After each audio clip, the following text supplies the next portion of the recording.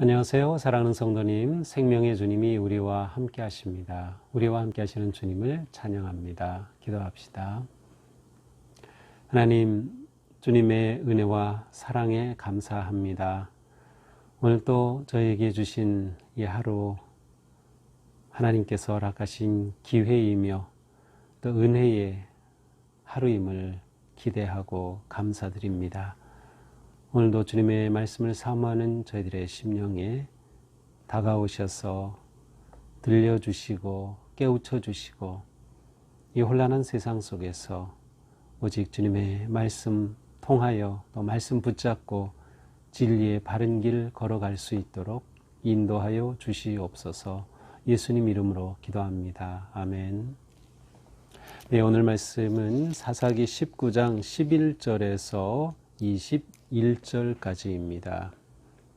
그들이 여부스에 가까이 갔을 때에 해가 지려 하는지라 종이 주인에게 이르되 청하건대 우리가 돌이켜 여부스 사람의 이 성읍에 들어가서 유숙하십시다 하니 주인이 그에게 이르되 우리가 돌이켜 이스라엘 자손에게 속하지 아니한 이방 사람의 성읍으로 들어갈 것이 아니니 기브아로 나아가리라 하고 또 그 종에게 이르되 우리가 기브아나 라마 중 한 곳에 가서 거기서 유숙하자 하고 모두 앞으로 나아가더니 베냐민에 속한 기브아에 가까이 이르러 해가 진지라 기브아에 가서 유숙하려고 그리로 돌아 들어가서 넓은 성읍 거리에 앉아 있으나 그를 집으로 영접하여 유숙하게 하는 자가 없었더라.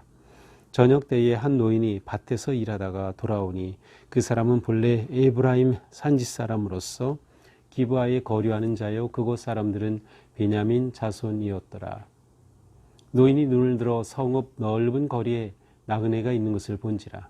노인이 묻되 그대는 어디로 가며 어디서 왔느냐 하니 그가 그에게 이르되 우리는 유다 베들레헴에서 에브라임 산지 구석으로 가나이다.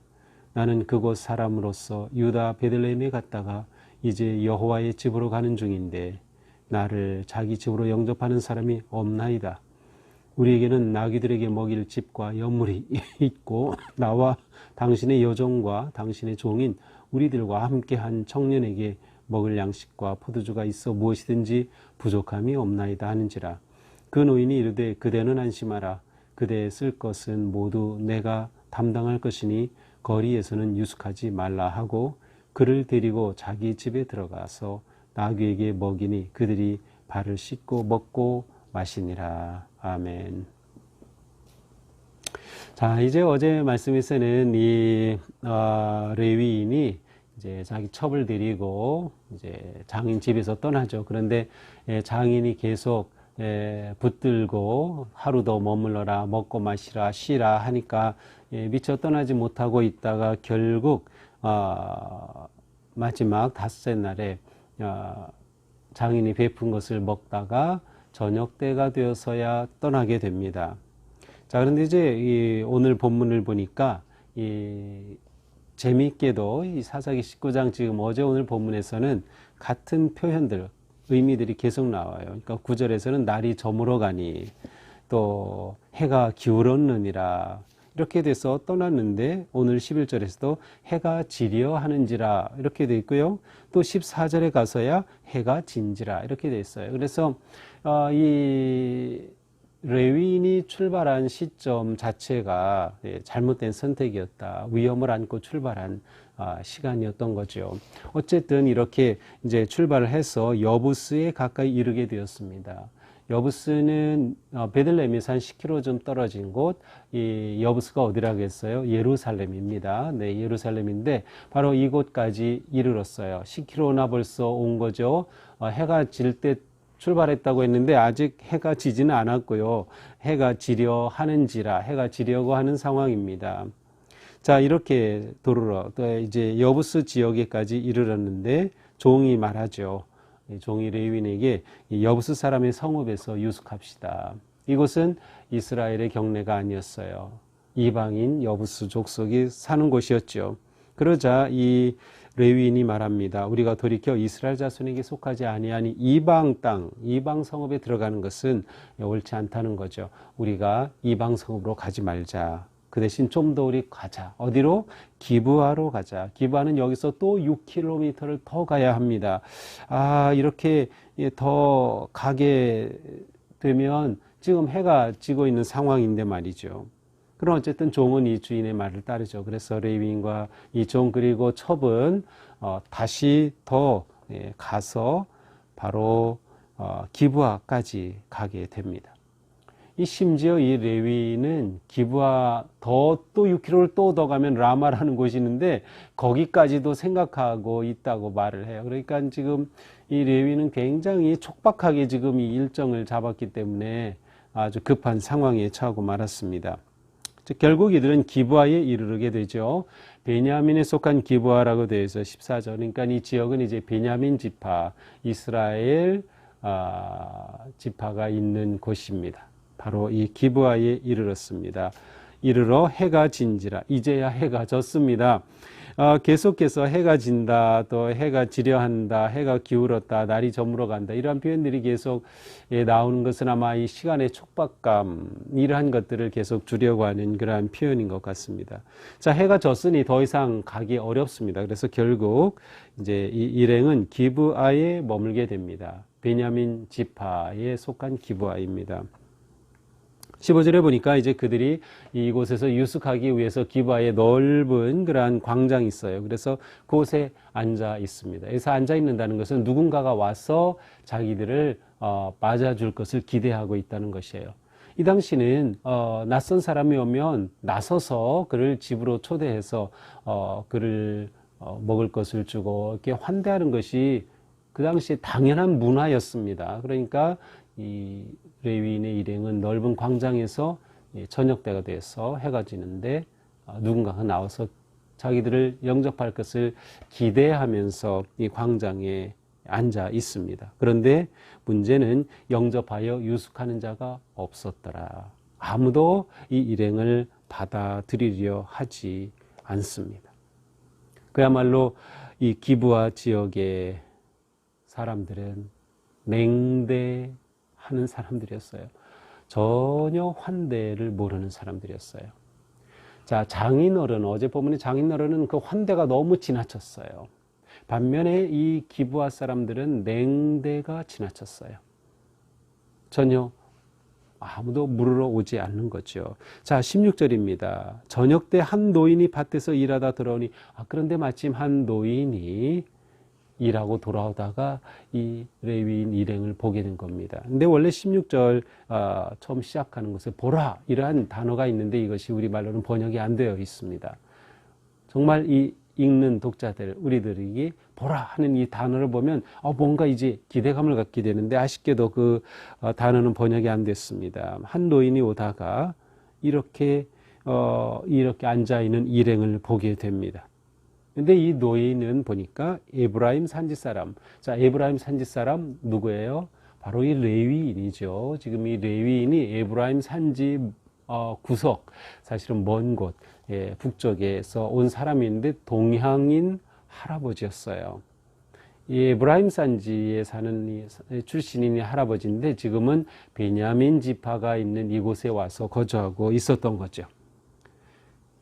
그래서 이 노인이 이들을 보고서 말합니다. 어디로 가며 어디서 왔느냐? 어디로 가며 어디서 왔느냐? 그러자 이 레위인은 어디서 왔는지를 먼저 말하죠. 우리는 유다 베들레헴에서 출발했습니다. 그리고 에브라임 산지 구석으로, 에브라임 산지 먼 곳으로 지금 가는 중입니다. 나는 그곳 사람으로서 유다 베들레헴에 갔다가 이제 여호와의 집으로 가는 중인데 나를 자기 집으로 영접하는 사람이 없나이다. 지금 에브라임 산지 고향으로 돌아가려는 중인데 바로 여호와의 집으로 가는 중입니다. 자, 요것에 대해서는 약간 좀 서로 다른 번역이 있어요.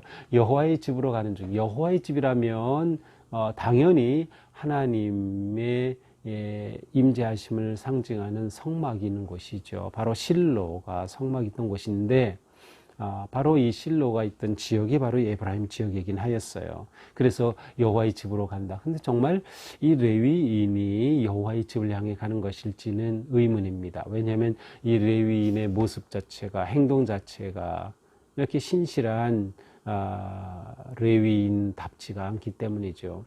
또 이제 어떤 번역에서는 그래서 이제 여호와의 집으로라고 아니고 나의 집으로 가는 중이다, 이렇게 번역된 성경도 있어요. 특별히 이제 모든 성경이 구약이 히랍어로 번역된 70인역에서는 그렇게 되어 있습니다. 어쨌든 뭐 여호와의 집이든 아니면 자기 집으로 돼 있든 자기가 이곳으로 지금 가다가 여기까지 오게 되었습니다라고 말합니다. 어쩌면 여호와의 집이라고 표현한 것은 이 레위 사람이 이 만난 할아버지의 환대를 받기 위해서 좀 더 이렇게 어떤 종교적 색채가 들어있는 그런 표현을 사용했는지도 모르겠습니다. 자, 이렇게 하여서 이 노인을 만난 레위인은 희망을 가지게 되죠. 뭔가 이 노인이 좀 도와줄 수 있을까? 그러면서 19절에 이 노인에게 계속 말합니다. 우리에게 나귀에게 먹일 집도 충분하고 여물도 있고 우리가 함께 무엇이든 먹을 것이 부족함이 없습니다. 그러니 당신의 재산 축내지 않을 테니까 우리를 좀 환대해달라라고 이야기하는 것이죠. 이렇게 해서 이 노인의 환대를 계속 지금 기대하며 말하고 있습니다. 그러자 그 노인이 20절에 말하죠. 그런 거 다 상관없다는 거. 그대는 안심하십시오. 그래서 안심하라라고 되어 있지만 그대에게 샬롬이 있기를 바란다. 샬롬이라고 말해줍니다. 그리고 그대가 쓸 것 나에게 다 넉넉히 있다. 그러니 거리에서는 유숙하지 말라. 이게 위험하다. 하고 그 레위인과 일행을 받아들입니다. 21절 그를 데리고 자기 집에 들어가서 나귀에게 먹이니 그들이 발을 씻고 먹고 마시니라. 그래서 다행스럽게도 이 레위인의 일행은 이 노인의 집에 들어가게 되었습니다. 자, 그런데 이 노인과 이 레위인과의 대화 사이에 보면 이 노인이 항상 그 모든 말 속에 지금 이 레위인과 대화하고 함께 있던 일행, 종이나 이 여인, 첩에 대해서는 아무런 언급이 없습니다. 없는 것처럼 또 그렇게 기록이 되어 있어요. 그대는 그를 데리고, 그들을 데리고도 아니에요. 그를 데리고 집에 들어갔다. 그러니까 지금 이 노인에게 있어서 환대의 대상은 레위인 그 남자뿐입니다. 함께 있던 종이나 또 첩은 전혀 관심의 대상이 아니죠. 그리고 실제로 이러한 노인의 태도는 내일 보게 될 본문에서 여실히 드러나게 됩니다. 자, 오늘 말씀은 바로 이렇게 이제 레위인이 고향으로 가던 중에 이제 여부스를 지나서 기브아에 머물게 된 그러한 짧은 이야기입니다. 자, 오늘 말씀을 보면서 우리는 무엇보다 먼저 우리의 삶이 환대의 삶이 되어야 한다. 환대의 삶. 환대함은 동시에 관대한 마음과 연결되어 있습니다. 관대함 없이 환대는 불가능합니다. 그래서 우리가 관대함과 환대의 삶을 사는 것이 매우 중요합니다. 이것은 사실 그리스도인에게서 드러나야 할 아주 중요한 구체적인 삶의 모습입니다. 하나님께서 우리에게 기대하시는 것은 세상을 향해 환대의 삶을 사는 것입니다. 낯선 사람에 대한 환대, 불신자에 대한 환대도 있지만 특별히 가난한 자, 억눌린 자, 또 고통당하는 자, 어려움에 처한 자, 우리는 이러한 사람들에 대해 환대의 마음을 가지고 그들을 우리의 삶으로 받아들여야 합니다. 이것이 그리스도인의 진정한 모습이죠.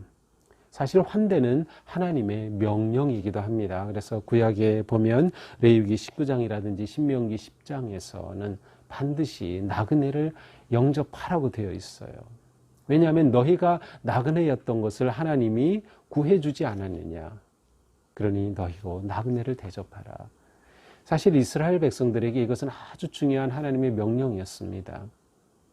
그러나 그들이 민족주의에 사로잡히고 또 부족과 지파주의에 사로잡히면서 이러한 것을 지금 잃어버린 모습을 보고 있어요.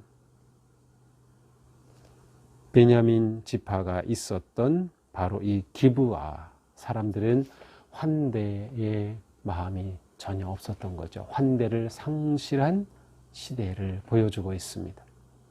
코로나로 이 세상이 혼란하고 어려울 때 우리는 환대를 통하여 우리의 존재가 그리스도를 드러내는 삶을 살아갈 수 있습니다. 불신자고 심지어 교회를 비난하는 사람이라 하더라도 우리는 누구에게든 환대의 마음 또 환대의 정신으로 살아야 합니다. 그들을 위로하고 맞아주고 또 구체적으로 손을 내밀어서 도와주는 것이 우리의 나아갈 길이라고 하는 것이죠. 우리가 이 환대의 정신을 회복해야 되겠다. 우리 개인뿐만 아니라 우리 교회가 환대하는 교회, 모든 사람에 대해 열려져 있는 또 다가서는 그러한 교회로 세워져야 합니다. 이것이 특별히 코로나 시대 우리에게 주시는 중요한 사명이며 우리가 회복해야 할 그러한 진정한 모습이라고 생각됩니다. 또한 우리는 우리의 거룩함을 지켜야겠다. 거룩함을 지켜야겠다. 지금 이 기브아에 가서 비록 이렇게 한 노인을 만나 머물 곳을 이제 찾긴 했지만 그 전에 그들이 여부스가 이방 땅이라고 해서 그냥 지나쳤습니다. 그런데 실제로 이제 내일 본문까지 통해서 보면 이방 땅보다 이스라엘 백성의 땅이 더 거룩하고 더 환대가 넘치고 더 정결하다는 것을 볼 수가 없습니다. 도대체 그 모습 가지고는 이것이 하나님의 백성이 거주하는 곳이다. 하나님의 백성이 땅이라는 것을 말할 수가 없는 끔찍한 일이 여기서 일어나기 때문이죠.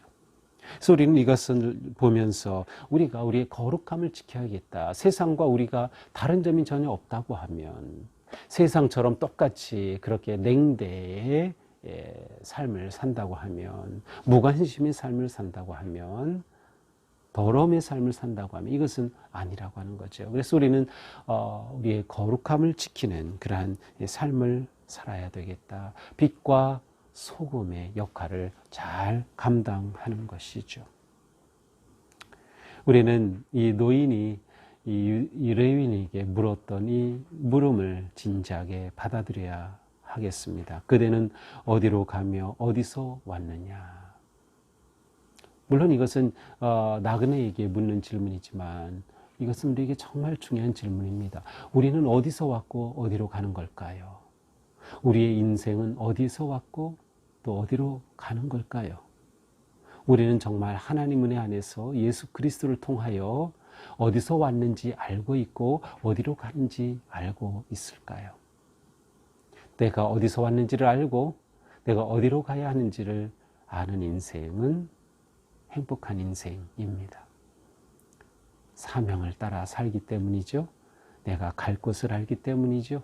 그리고 우리는 이 길에서 부활의 주님이 지금도 우리와 함께 하시며 우리의 길을 선하게 이끌어 주심을 신뢰하기에 어디로 와서 어디로 가는지 우리의 삶을 하나님 앞에 거룩하게 헌신하며 드릴 수 있을 것입니다. 오늘 하루도 우리의 삶이 거룩하여지고 또 환대의 마음으로 오늘 누군가를 만나게 되겠죠. 그런데 정말 환대와 사랑의 마음으로 대하는, 그래서 그리스도의 사랑을 우리를 통해서 전해줄 수 있는 그러한 향기로운 삶 되기를 주님의 이름으로 축복합니다. 기도합시다. 주님, 오늘도 말씀을 통해서 저희의 길을 또 깨우쳐 주셨습니다. 오늘 하루 사는 동안 혼란하고 또 절망 가운데 있는 이 세상 안에서 저희들이 그리스도의 사랑으로 환대하며 희망을 주는 그러한 거룩하고 복된 저희들이 되게 하여 주시옵소서. 내가 어디서 왔고 어디로 가는지를 알기에 감사하며 평안하며 하루하루가 주님의 사랑 안에서 안정된 삶을 살아내는 우리가 되게 하여 주시옵소서. 예수님 이름으로 기도합니다. 아멘. 네, 오늘도 주님의 은혜 안에서 우리의 삶이 거룩하기를 축복합니다. 사랑합니다.